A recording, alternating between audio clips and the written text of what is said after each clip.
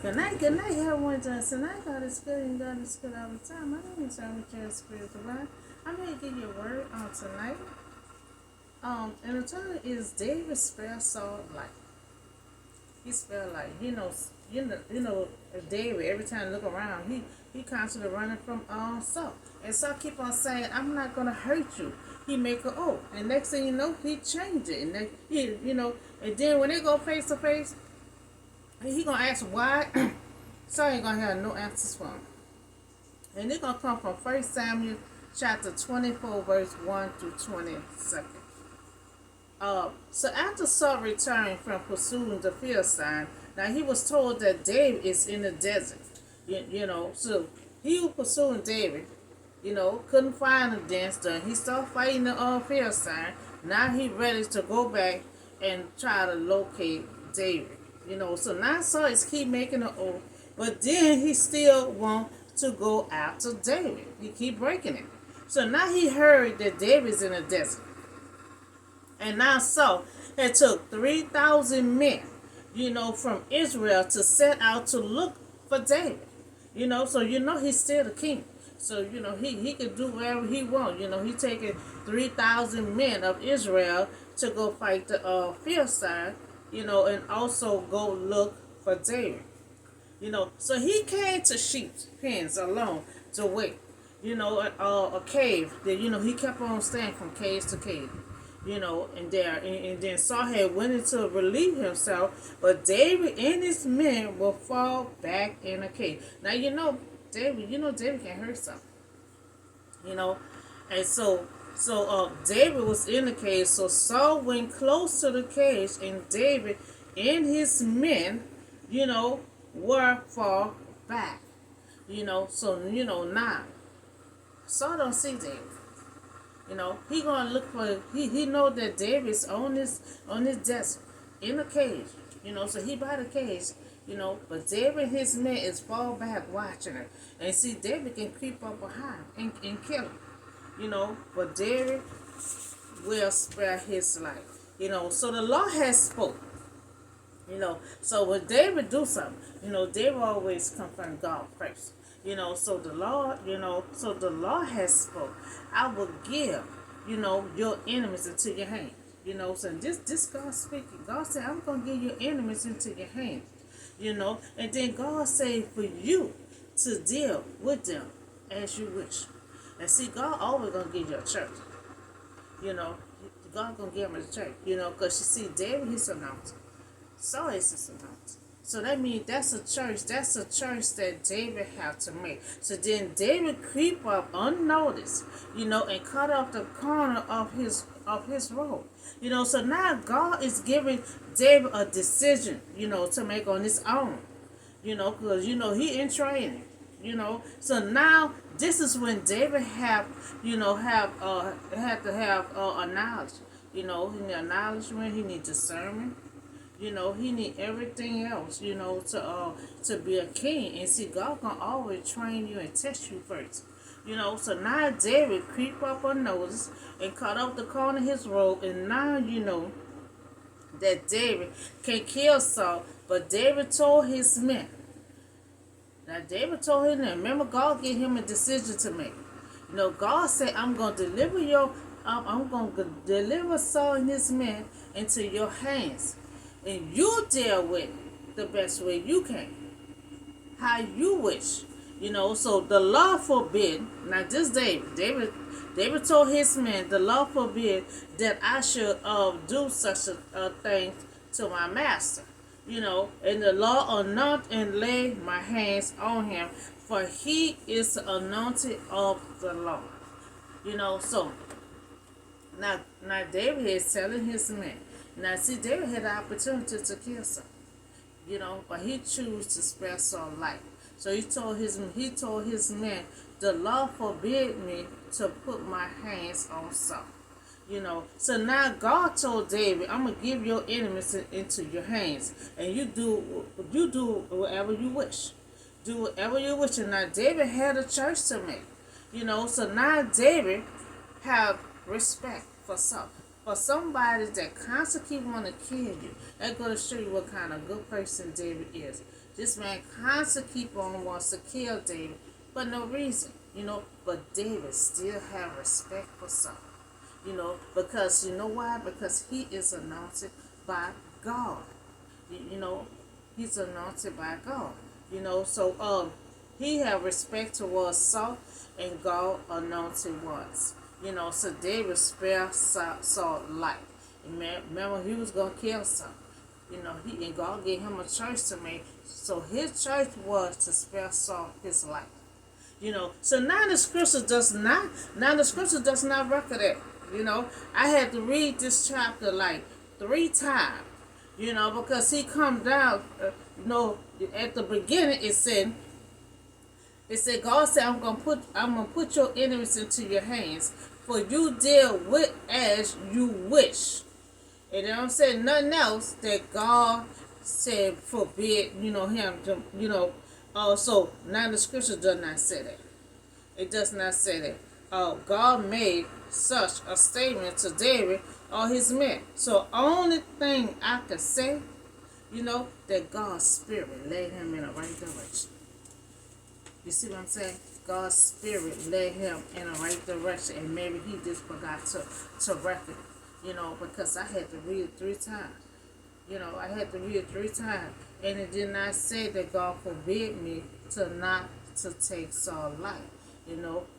God's spirit must have led him to do the right thing and not touch his anointing.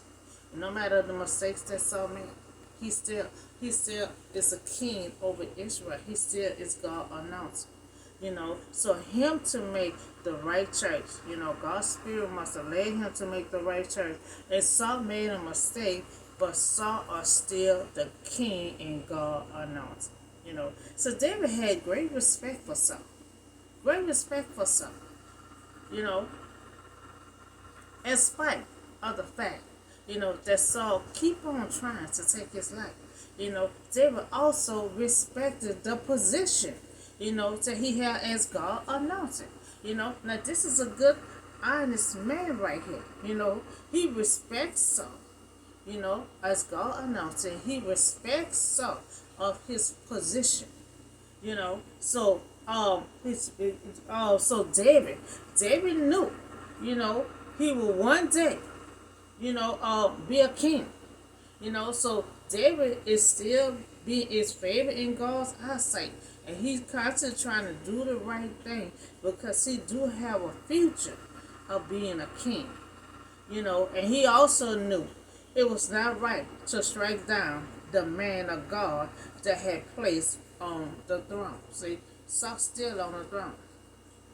So with those words, David sharply rebuked his men and did not allow them to attack Saul. So and Saul left the cage and went his way, and Saul went his way. So God delivered Saul into David's hands, but David had an opportunity to kill Saul, but he spared his life. David had faith and David had patience. He had a promise of the kingdom, but no command to slay the king. Now he said he had the promise of a kingdom, but no command to slay the king. So he reasoned strongly, but with himself and with the men against doing Saul no harm at all. In spite of Saul keep on hunting him down, he still loves Saul and respect him.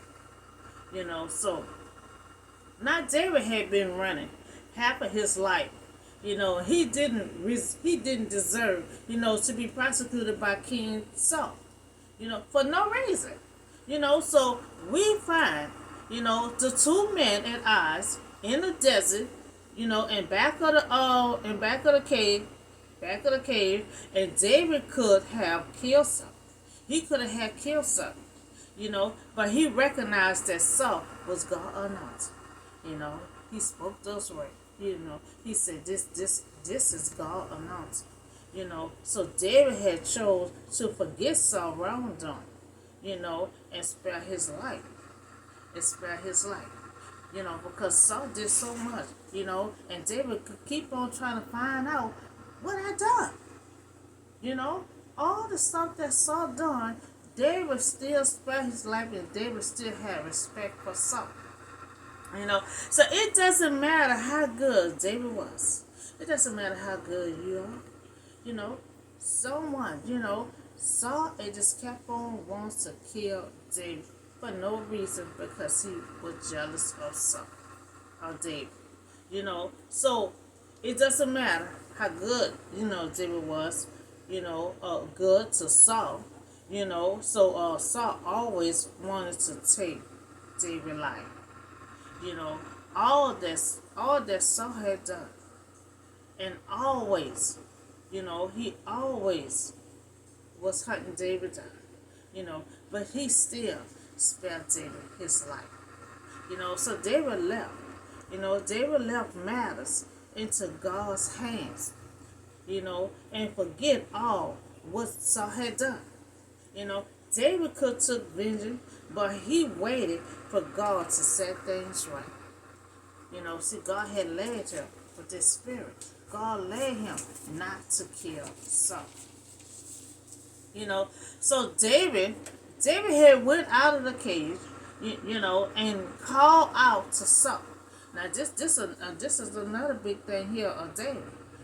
David is a righteous. You can see that he's a righteous man.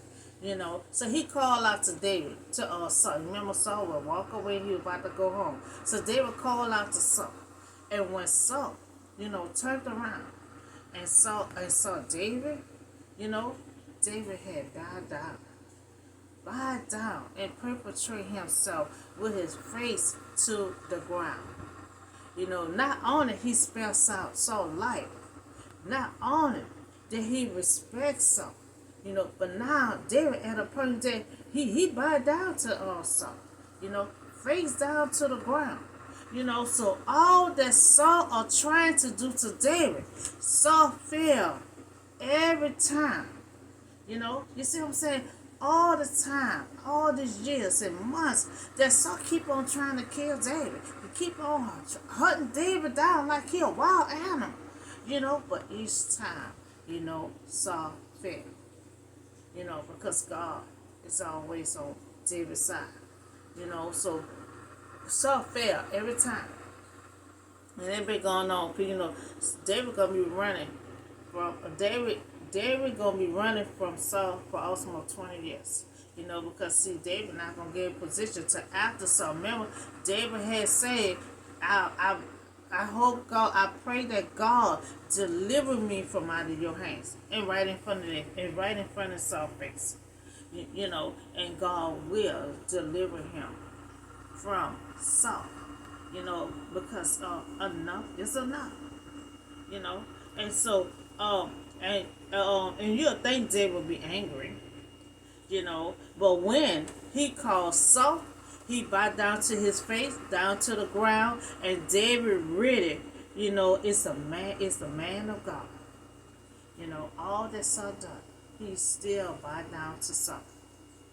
Now he said to Saul, why do you listen when men say David is bent on harming you? Because people that's like Jonathan, they kept on talking to Saul. David don't want to harm you. Every time the evil spirit come on you, David is the one playing that music. So, Jonathan always pointing out the good stuff of David, but Saul never want to listen. So now David and Saul is face to face. Talking about the situation. Two men is at odds. So this day you have seen with your own eyes. You see with your own eyes how the Lord had delivered you into my hands in the cave. So they got behind the caves. They went in the cave, but somebody told them they was in the cave. They failed every time to try to take David out. Now some urged me to kill you, but I spared you, and I said I will not lay my hand on the Lord because he is the Lord anointed. And now David is still talking with Saul to get answer, and he ain't gonna get an answer. He ain't no getting no answer because it's done intentionally, for no reason. for no reason. Now David is saying, I could have killed you, but I spared your life, so I couldn't kill God anointed. I could have killed God anointed, but David said, I have not wronged you. So David trying to find out why you keep hunting me down like a wild animal. What have I done? That's what David keep trying to find out. What have I done? So David said, I have not wronged you, but you are hunting me down to take my life. So David is speaking to Saul face to face, two men talking face to face. Why you keep on hunting me down like an animal? So Saul did not respond. He wants to kill him for no reason because over jealousy. So now David had told Saul, may the Lord avenge, the wrong that you had done to me, but my hands would not touch you. Now David did not get revenge, on Saul. Place it in God. He placed it in God's hand. So a lot of stuff is out of our control. And sometimes we just have to surrender and just give it all to God. So David said, even your evil deed. And see, this David still talking to Saul. So David said, even your evil deeds, I will not touch you. This David telling him, no matter what you do, I will not touch you because long as you live, you is God or not. So who are you pursuing? So David telling him, I will not touch you. But then David said, who are you pursuing? A dead dog? Because David gonna ignore. David ain't gonna try to harm him in no kind of way. That's why David said, who you gonna be pursuing? And so may the Lord be our judge. May God validate me by delivering me from your hands. And see, David ready to be released from all this. So now David is saying, my God deliver him from Saul, and God will, because God know that David had enough of running from Saul. He knows it's enough. So when David had finished speaking, there was face to face. So when he finished speaking with Saul, Saul had said, is that your verse? That he weep out loud, that you have treated me. He weep out loud, and now Saul had said, you are more righteous than me. He said, you are more righteous than me. You have treated, excuse me, you had treated me well. But now Saul realized that he treated David bad. So that's good. He recognized his wrongdoing. He said, you treat me kind, but I treat you bad. So David wants to keep in favor in God's eyes because David's goal was to become king. That's his future. So his men had urged him to kill Saul, but when he had the chance, David refused and was not an example of a coward, but a courage. So the courage to stand against the group and to do what he knew was right. Now remember, Jonathan had said, he had told David, that he told his father, he said to his father, that David would be a king. David will be king. So he's saying his father already know. If David will be king. So Saul said, I know you will surely be the king. And that the kingdom of Israel will be established in your hand. So he know the Israelite, gonna be in good hands. Because he know David is a righteous man. So now we see that Saul realized that David is a good man and Israel will be okay since they will be in his hands. So now Saul want David to swear, to me, making an oath that you will not kill all my deceased. Now he needs David help, So now he's saying, he making an oath with David. Make sure you don't write off his family, his offspring. Make sure you don't wipe them out of my father's family. So David gave his oath to Saul, and then Saul returned home, but David and his men had went to the stronghold. So David kept his promise. David kept his promise because he never took revenge on Saul's family. Never. And when Jonathan, he thought everybody was dead. We gonna get to that story too. Later on, he gonna find out that Jonathan's son was still alive. Gonna tell him you eat at the table with these kings. The kings eat at this table every day, but you can eat him. So we gonna talk about that later. Now God delivered Saul into David's hand, but David spared Saul's life. They both spoke face to face. Why you always hunting me down? And Saul could not answer. He ain't got no answer. So God had told David, do what you wise. Now David decision to spare Saul's life, and David chose to not harm him. He is the Lord anointed. So this is the story of David spared Saul's life because Saul is constantly keep on hunting him down, So now we're gonna talk about I have a little short news. And I have and pretty much just an update. This is an update about nearly, the charcoal killing on the train. So Daniel Penny would be charged, on the subway, but they really talking about letting him go. He pleaded not guilty. Penny on charcoal, for several minutes. Had choker for several minutes, about 4 minutes on the floor, of the train. Now he is expected to surrender on and be charged with manslaughter. Nearly family attorney said, the charge doesn't go far enough. Because Daniel Penny, he had pleaded not guilty, carrying a maximum sentence of 15 years in prison. So the former United States Marine was assigned and released on $100,000. Penny thought he was doing a good deed and he couldn't, been another way to. It could have been another way to handle this. Penny trained. He was trained and he chose to continue to hold him in a chokehold until till he had no life in him. So he well trained. He know if he hold this man a long period of time, he was gonna die. So the family believed that the conviction that should be more, it should be for murder, because that was intentional.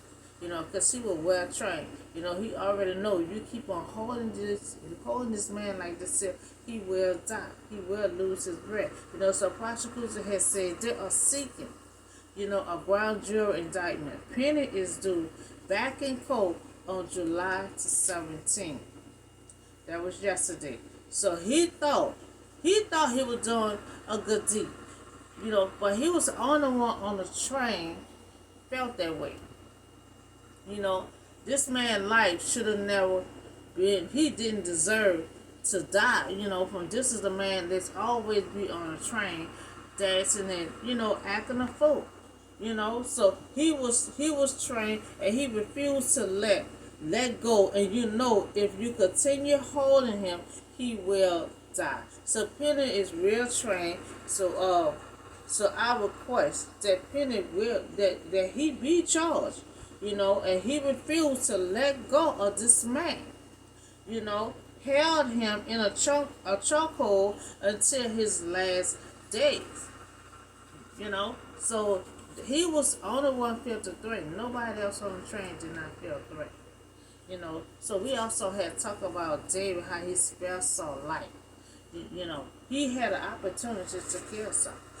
God said, I'm going to deliver your enemies into your hand, but then you could deal with it as you wish. Meaning God was giving him a choice.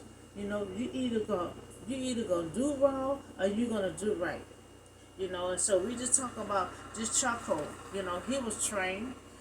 So he already know you hold him a long period of time, he was gonna die. So he know all these things, and everybody kept saying, "Let this man go." He refused to let this man go. So that's all the news and show and the word I have for you on tonight. Y'all have a blessed and safe night, and I see y'all on the next video.